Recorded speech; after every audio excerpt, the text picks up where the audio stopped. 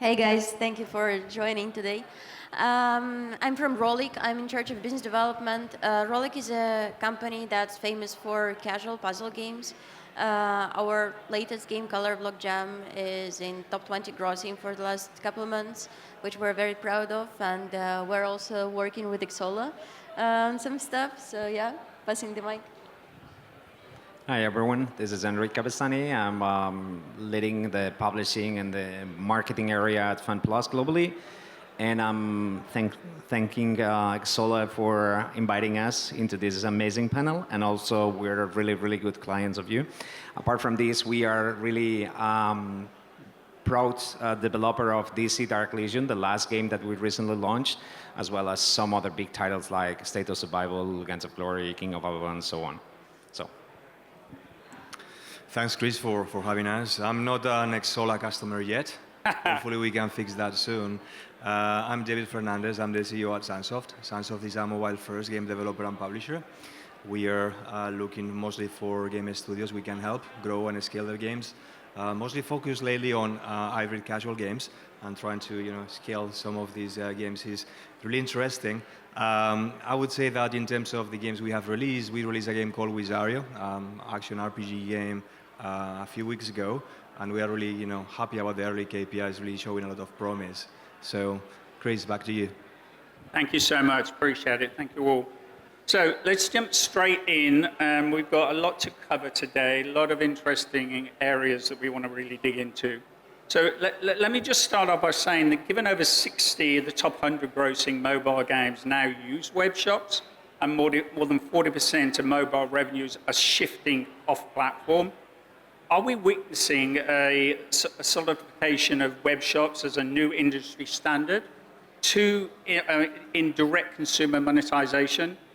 And the second part to that question is, in light of the Apple ruling, do we think web shop model has gone truly mainstream, or will it still be a niche strategy for publishers? I'd really like to get your opinions on both of those areas because I know they come together, but let's start off with Jane and then we'll roll through. Well, I'm representing casual games here. So I have to say that even IP is not a mainstream thing for some people, I think that it's a direction that, well, obviously with the new regulations, it became clearer that it's a new big thing and that it's not something that is sanctioned or prohibited. And it's going to be tested probably by most of the developers that do have a large portion of IPs. But it's something that still has to be tested. We're still we didn't roll it out in all our games yet. Very unfortunately, we're still in testing phase. So I think that it will become mainstream probably in a year or so. Right. But most of the big companies are still in the rolling out stage, in the testing phase, etc. Great stuff. Enric? So on our side, I think it's following the strategy that we have as direct-to-consumer kind of offering. We try to follow up a little bit our contact with our users in order to promote and to provide them new different ways to access to our products, to our games. And I think that with the web services is a natural product that, even as we've been discussing before in the old times with the other industries like value-added services, it used to happen. So I think it's a natural situation that it's happening in the market right now. On our case, our games are for exit strategy. We had a lot of users for a long time that we've seen that they've been playing through Android emulators, this kind of stuff. Right. And that move was really, really natural for us in order to try to engage some of them initially more bigger clients and later on more broader type of users that we have. So it's a continuing journey. It's a continuing process of evaluating as you progress that. It's not a straight line, although we know where the destination is, right? Exactly. Yeah, it makes a lot of sense. David?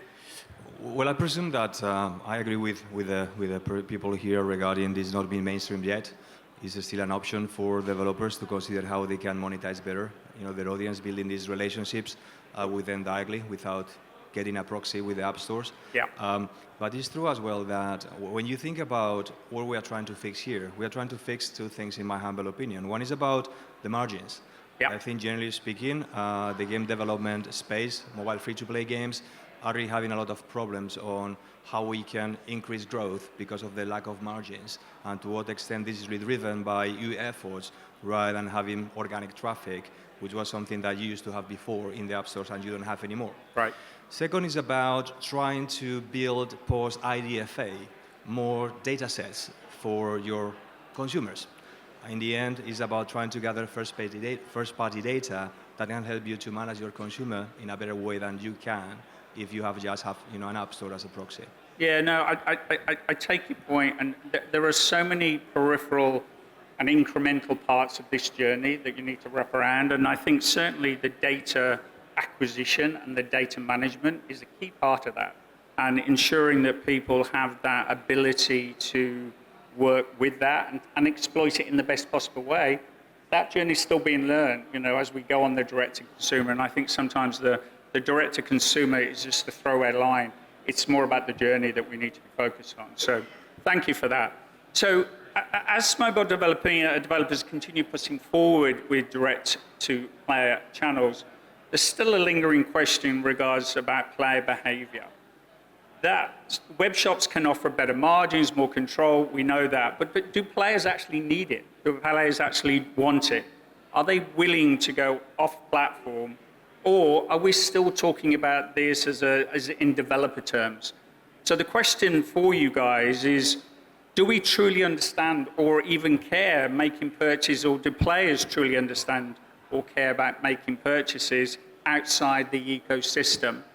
Or is this a shift still being driven more by studios rather than player demand? Where's the balance right now between those 2 points as you guys see it? So let me start myself on this one. Presume in the end is about what value you are adding to the consumer, right? And to what extent you can provide something different in terms of value proposition on the game itself through the App Store, and what you can do in your own web shop in this case. Yeah. And the first thing that comes to mind is, what's the actual value for money? And that's where the starting point comes in. It's like, am I getting a better deal when I'm getting this through the web shop rather than the App Store? And this is something that, I don't know how many of people here have kids. I have a 17-year-old kid, and he used to be one of the epic, guys, consumers. He was playing Fortnite. And as you know, this is a cross-platform game. And he was just buying the coins, the currency for the game in the actual platform that was providing more value for money. Yeah. He was going to Nintendo one time, he was going to Xbox another time, he was going actually to PC other time, just to get, the actual offer that was working for him. Of course. I think that's maybe the first step, Yeah. to what extent you have a really value proposition for consumers to engage. Second is what additional value you can provide. And I think at that point, there are plenty of additional things you can propose. There are specifics around loyalty programs, trying to understand how you can offer more recurrent value if they are recurrent consumers on that front. There are things connected about building communities, to what extent, this web shop can be a proxy for a broader community. There are things connected to actually, if you are operating more than one game, what are the synergies you have in your game portfolio? So many of things you can do off-platform in this case that can benefit the consumers, Right. But eventually, in any case, it's start with a value proposition that comes from value for money. Yeah, I think you make a very good point, to be honest, because the data that Xsolla are bringing out shows that 60% repeat purchases are coming from this environment, and that's supported by loyalty programs, rewards, bonuses, all the things you're alluding to. So maybe we are turning a corner on that, and we're seeing that direct BFM in regards to what you're talking about. Enric, what's your view on this particular point? I'm majority agree with what David has been saying. So I think that one of the important points that we are trying on the beginning, we were focusing more in offering something specific for these big clients that you've been mentioning before. But right now we're trying to managing our own IDs on every as a FunPlus in order to try to make them enjoy from the community of the games that we have abroad. So creating some specific loyalty programs that can be really, really helpful for them. So on top of what we can offer on the game as itself, we're offering a layer of different kind of services or different kind of products that can be beneficial for them. And this is what we're trying to focus with the pipeline of games that we have. Not just focusing one by one, just focusing more as a conglomerate of our own FunPlus ID and then moving on into that one. So you're having to go through a learning experience with your customers to understand what their needs are before you can then provide them with a value prop that then suits their needs. So I guess that's a mutual exchange of value, right? But it needs to be done. And does that sit into your marketing, or does that sit into a separate group? Or how do you manage between those 2 points? Because it's a new aspect to the business in a lot of ways, that data management, data mining. It's something that we manage in between product and marketing. Right. So it's something that definitely you need to deal with product in order to define these kind of value propositions. Yeah. But then on the top level, you need to just manage a little bit on the different needs that every game is requiring, because not all the users are the same. Sure. So, and if we want to offer different kind of products for each of them, it's easy. But if you want to offer a specific product that can be more fitting for the type of users that you're having, you need to Right. create some value on a marketing level as well. And Jane, what are your thoughts? Yeah, I mean, I agree with everything that was said, that the value proposition has to be both for consumer and for the developer or publisher. So basically, the margin that you're getting has to be somehow distributed between your pocket and the consumer's pocket. But I want to say that, look, I have some experience in ad monetization, and I always used to tell people that monetization can be like built as a must-know pyramid. You know, like when the very bottom and the easiest is banner, then comes interstitial, then comes rewarded video, then comes overall, then comes in-app purchase. So probably like Xsolla is gonna be on the top of the pyramid. You know, that's Right. gonna be the biggest gain, yet the most complicated like conversion. So it doesn't work for everybody, but for the games that, for the genres and for the consumers that it works, it's gonna be like so much better than the previous, because it's gonna bring, again, the repurchase rate that you're mentioning, 60%, already shows that users that like the product, they come back because the value is better. Yeah, very much. But the problem is that for our games, for instance, the in-app purchases are done like when you're out of lives, and when it's like an instant decision, you know, that it's hard for us to learn now how to make sure that this transition from the simple pop-up that is like, that the user is used to, the casual user is used to, is going to be transferred to direct-to-consumer thing that is slightly different, that looks slightly different, and yeah. So that's like the challenge that we're trying to overcome now, while obviously the gain is clear. There's more margin, you can give bigger value for the user, you know, in the end of the day. But it's still on the top of the pyramid, you know, of the necessities of the user. Yeah, it's a climb to get to that top of the hill, right? Exactly. It really is. But I think also one of the factors that runs concurrent along all of this is speed of action. It's one thing bringing data, but then actually recognizing what that response needs to be and actioning that. And that can be a challenge, right? David, you must experience that in regards to how do you make sure that you are on point all the time? It's multiple spinning of plates every single day, right? But this is the new way. And I think we work very closely with our partners to make sure that ability to translate data into meaningful responses is where the real truth of it is, and makes the climb to the top of the hill that much easier when that works. But we're also relevant to the fact that the organizations like you guys have a journey, and make sure, how do you do that? Because it's a variety of people, and depending on the organization, from product through to marketing, and operations as well gets involved in that. And some of the companies now have their own data margin aspects as well. So it is a challenge, but at the same point in time, this is where the glory is, right? I think we all recognize that. So, okay, so one of the biggest historical objections to Webshops has been friction. We've all heard that if it's not one tap, players will drop off. But with the rise of deep linking, Apple Pay, and seamless redirect flows, is this still a valid concern, do you think? So the question for you guys is friction still a deal breaker for web-based purchases? Or do you think now we've reached a point where the user experience is finally seamless enough where we can compete with in-app flows? Do you think there's more to do? Or do you think we are now at a place where friction is less of an issue? So, David, what are your thoughts on that? It's not seamless, okay? So there is friction. Sure. Is that something that people can tolerate? I think so. I think the problem is not on the friction, it's on the trust. I think when you are in the Apple, or Google environment, you know that there is a trusted vendor behind you that eventually ensure that this transaction is real, that you are keeping some form of confidence that the actual money is going to be used in the right way, you are getting the product you are buying, and eventually your data is not flowing in internet, right? Yeah. So that trust is something that you need to build with your consumers.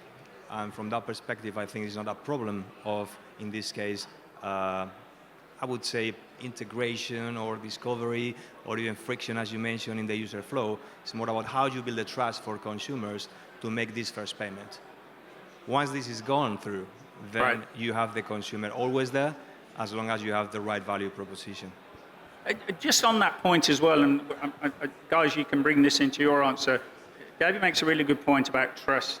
So part of your building this value proposition for the end consumer through Webshops, but at the same point in time, are you making any special efforts in regards to really harnessing trust so they know that the destination that you're promoting, where they can purchase and where they can participate, is trustworthy, is compliant?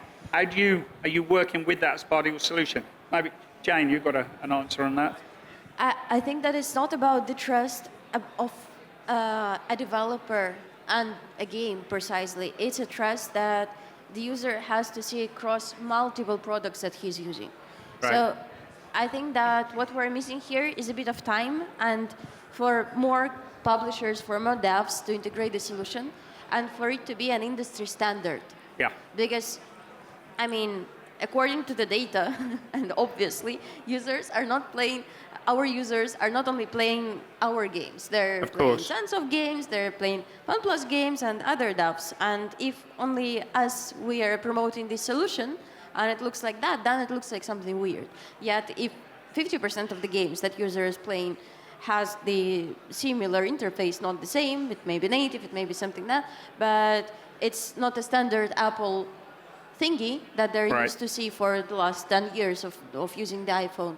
It's becoming a new standard. They see that it's giving them more, and this becomes a new thing, and this gains trust. I think that Rollic, as a developer and the publisher, cannot give this trust to the users because it should be a wider thing.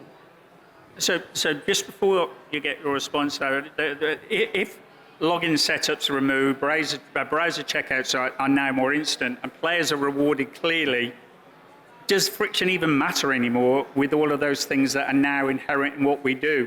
Sorry, adding more onto your response, but what are your thoughts on that, Enric? I guess the data is going to tell you. The answer is the A/B test is going to be there, but I guess there will be still some friction because it simply doesn't look the same. Great, thank you. Sir? On my side, I want to follow up a little bit on what David has been saying. So trust is something that we built across the years that we've been building games, and our users are playing our games. And they realize that those games are really, really good for them, and then they move into one game or another game from the same company. Then when we offer up something for them that it's valuable, they trust us. So building our own brand as FunPlus games, building our own IP, our own loyalty programs, our own specific connection that we have with them through our communities. So this is something that builds trust and make them to purchase over there. So for us, one of the things that we really care about is the direct contact with them. So as much as we can, our communities are really, really looped into our own people. We show them what we're doing, what we're offering. Direct communication with them is so relevant and so important. As much as you show them how they can do these kind of things, showing them through the communities of each of the games or the community as the company as itself, you make them believe more in you and then spend more in your products or on the way that you want them to spend in your products. I mean, it's the hardest thing to do, right, to build trust, because it's not an instant gratification. It's something that has to be invested in, and that's something that's built over time. So you have to give to get that No, kind of repeatable value, right? It's totally true, and you know, we have games that have been in the market and leading the markets on the strategy genre for a long time. So, Guns of Glory, King of Avalon, been there for almost 8-9 years and been on the top grossing worldwide. And why Right. these users are trusting us, because we're doing great communication with them, we're connecting with them, we're using our community to work with them, and then we're offering specific promotions directly to them. So as much as we work for them in order to provide them the better quality products for them, is the way that we win the trust. Of course, if you are sometimes, if you are a new company that you're setting up something from the beginning, you need to try to build this trust, and you Yeah. need to try to follow all the steps in order to try to make them make the payments in a secure way, right? If they are going out from the things that they already know. But as much as you build your trust in your customers, and as much as you build your trust in the way that you communicate, that you exchange information with them, Right. they're going to be following up and trying to buy more things on your site. Fingers crossed, right? That's the goal.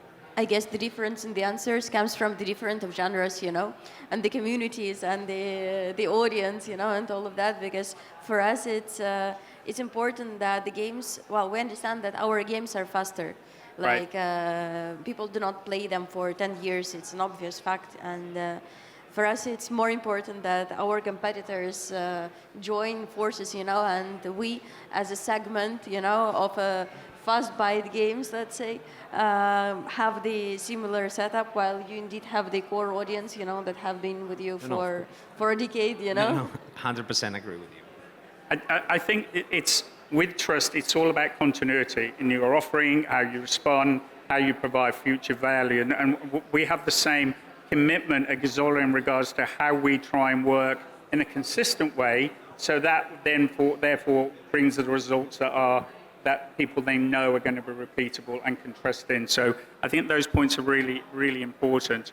So as we move on and we talk more about web shops, obviously we're seeing often web shops being the pinnacle of revenue play, cutting platform fees and moving margins, which you've already talked about. But what about the long game? Are these tools actually helping us build stronger relationship with players, or are they just trading and shifting short-term lift for long-term loyalty? So the question to that point, guys, is does the web shop actually improve player retention, or is it just a lever for boosting short-term sales revenue?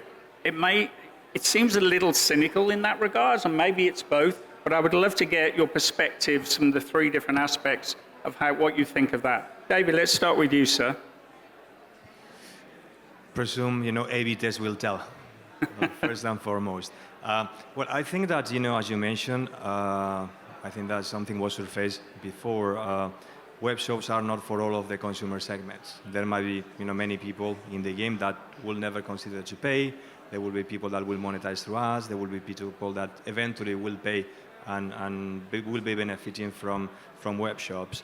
I think, in my humble opinion, it's not just about the initial engagement through these offers that we mentioned before. It's Right. how you can leverage this direct-to-consumer relationship to ensure that you build these communities that the gentlemen at FunPlus have been for the last 10 years, and maybe others don't have the opportunity. But maybe in that kind of segment of thinking, I would say that maybe for companies like yours and mine, the brand component is not about the game, it's about actually the company. Sure. They can brand games because they have really strong games in the market, living there forever. But here is about, this is a kind of Sandsoft game, this is a Rollic game, this is a game that you have your stamp on, and that's a secure quality, eventually that's going to be a quality, stamp for consumers to build that trust. Being more pragmatic, I think that it's true as well that usually the people that pay are the more engaged consumers. So Yes. eventually, if you are giving more of the things they need, I will completely sure that will be increased retention and monetization overall. So that's really a sub-segment of highly engaged players no matter what. Okay, I think it's that the balance that developers have to have between revenue goals and actually making sure that they are providing meaningful player engagement between those 2 points, because one would hope drive the other in that respect. But what are your thoughts on this, Enric?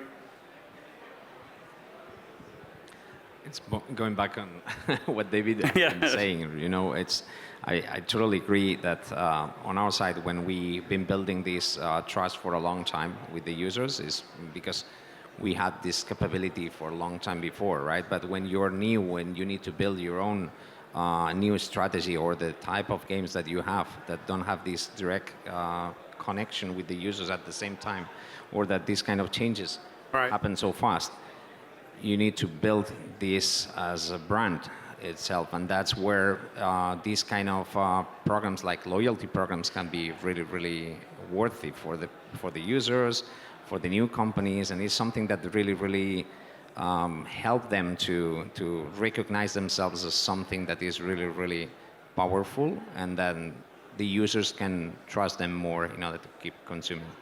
So it's not only accelerating the brand of their product, but it's also supporting that with the brand values of the publisher, the developer that stands behind it as well. Exactly. And getting that in balance to make sure that it's the sum of the parts then that really matters, right? Depending on what you want to offer, but yes, definitely it is, and that's one of the reasons why, considering that loyalty programs is something that really can help. Yeah. Or this, it fits to so many companies in order to make it happen. No, it makes a lot of sense. And Jane, what are your thoughts?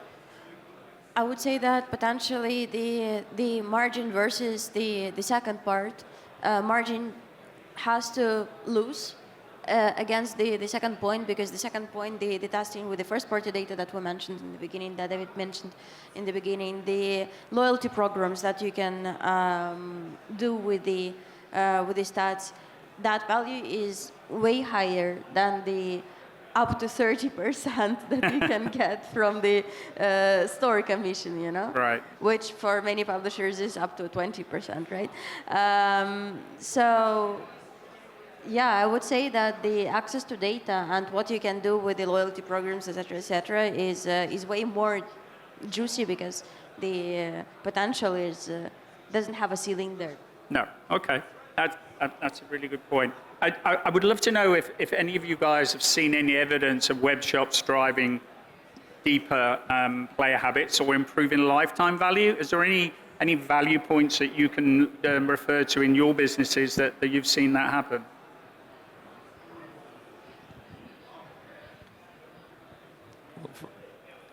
As I mentioned before, so in the beginning we discovered that so many of our players used to play on these kind of emulators in the beginning, right? So they were finding different ways to improve their player experience through bigger screens and so on. Right.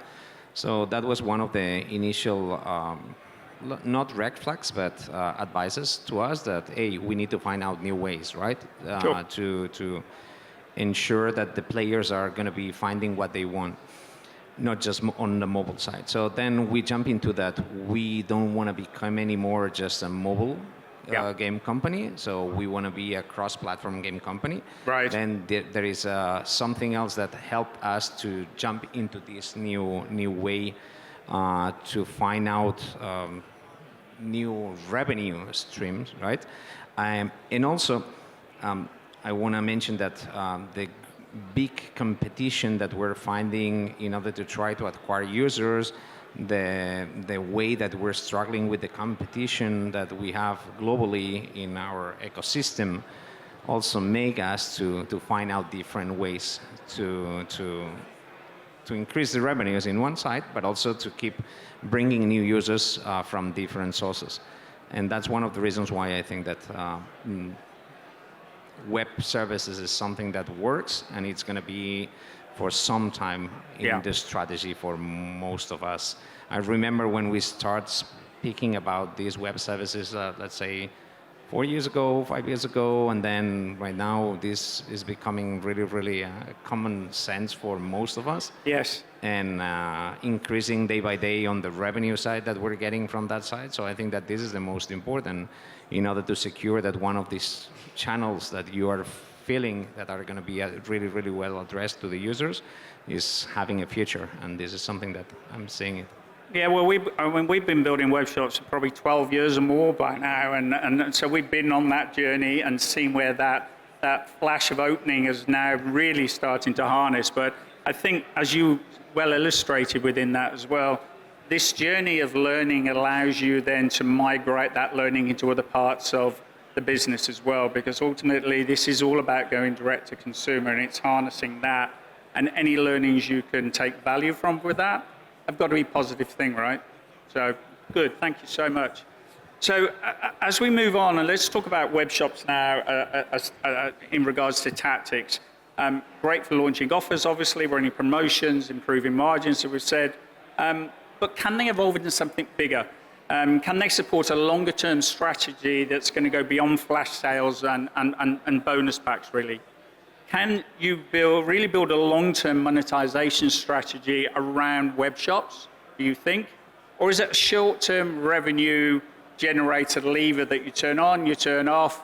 So what I'm walking towards now, that this was an ad hoc, now it's becoming more strategic, and is the way forward this fact that this is going to evolve and become more mainstream in regards to your strategies going to market? So maybe I can propose a couple of directions. Sure. Both connected with customer value management in the end. So one, if you go to really heavy spenders, call it whales, krakens, however you like to call them, right? It's true that many companies have VIP customer services for those consumers, right? And in the end, having this built-in web shop enables you to offer things that App Store cannot offer. So right. If I'm tomorrow would like to buy in a game a $10,000 pack, I can't. Okay? I can't. Maybe. There is not a price point for that you can use on the App Store, right? So these kind of consumers may require a different approach to them, and eventually you need to be ready to deliver the value they require at a certain point in time. So that's one, thinking on your high value segment, on these Kraken and whales, they have different needs that other consumers may have, and this direct relationship with them will enable that. Second, you are eventually having a way to access to the consumer itself. So that can eventually have opportunities to have business models that doesn't exist on the App Store. Right. I think that, it was not so long ago where in other maybe era of the mobile gaming, you have things like, pay-per-play. Or you have things like, you have a week subscription to a game, or you have a subscription to multiple games. I think all of these things is something that you might not be able to do on the App Store ecosystem. Right. By you managing a web shop, you can do, because you own already the consumer data. You have this billing integration in place that enables you to provide these services, and eventually, depending on your games portfolio and as well as your strategy, you can be more sophisticated business models as well. That's some great points. Thank you, David.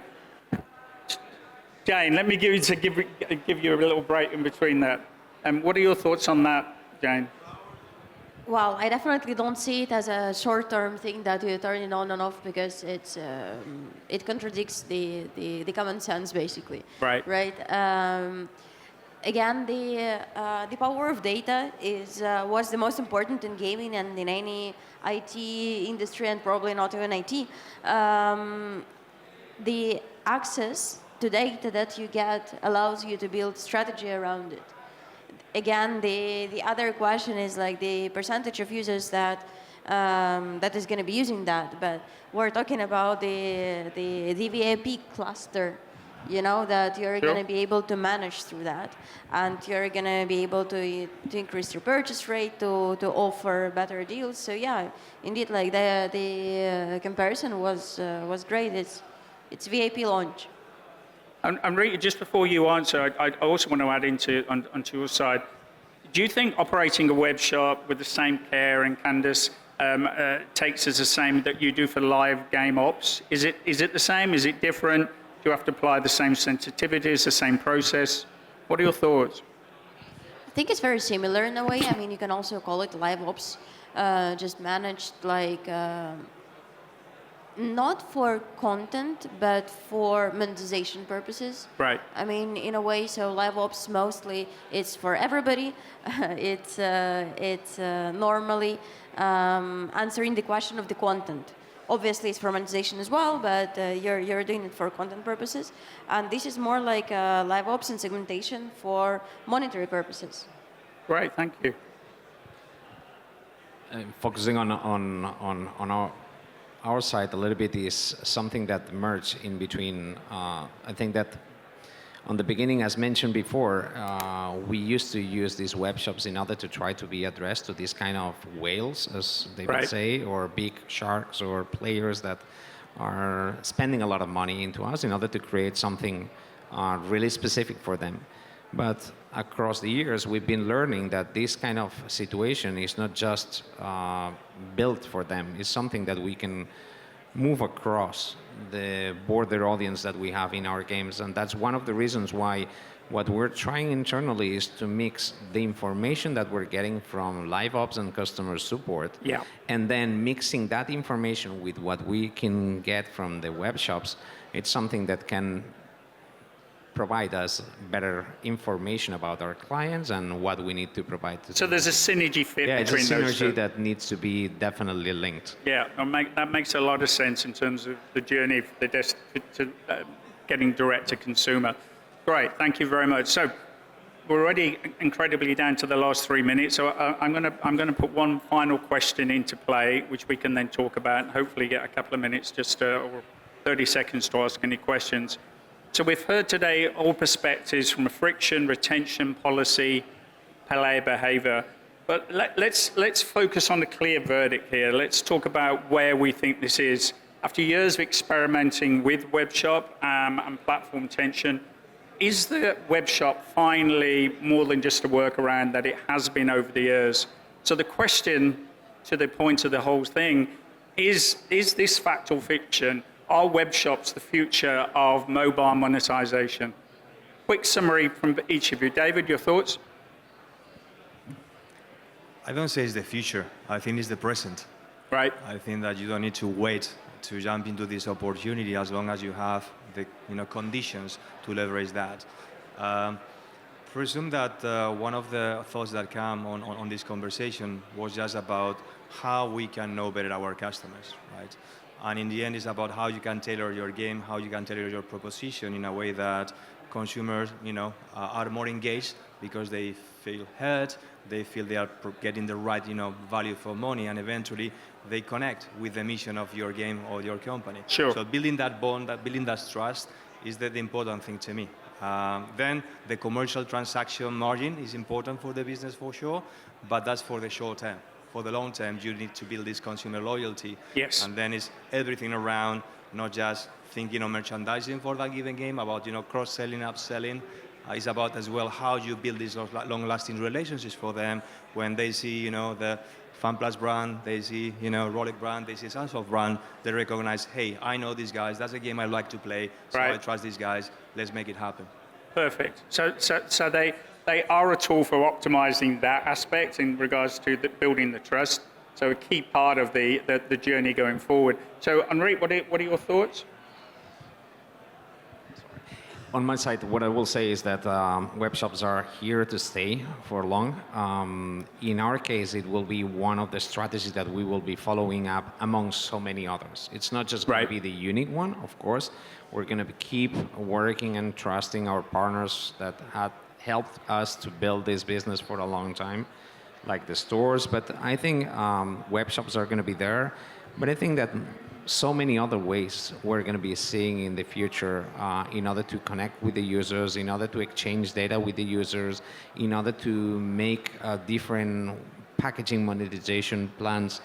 But web shops definitely is the thing that we have right now are for stay for longer, because it's the way that we're trying to look for the new clients and to improve a little bit the profitability in our games, definitely. I think it's fair to say that they are the pebble in the pond in regards to generating the journey towards direct to consumer that have the values you've explained really well across multiple areas. So Jane, final thoughts from you? Yeah, again, I think that web shops are present. It's not for everybody, but IIPs, I mean, how much people from your games purchase IIPs? 1, 3, 5, 10% if you're like super lucky, so it's also not for everybody. Yet, it's an interesting solution that can be used and it can be worked on strategically. Thank you so much. Thank you all, everybody. We've gone through nearly 40 minutes. That was really, really quick. Some great conversation there. I'm sorry we've actually run out of time to ask any questions, follow-ups, but everybody around is going to be around after this. So if there's any follow-up questions you've got, please do engage with the guys. They know more about this subject than most people. So if there's any questions you've got, follow up, please do with them. So thank you guys today. Thank you very much for your time. Really appreciate it. And thank you everybody for making the time. Thank you.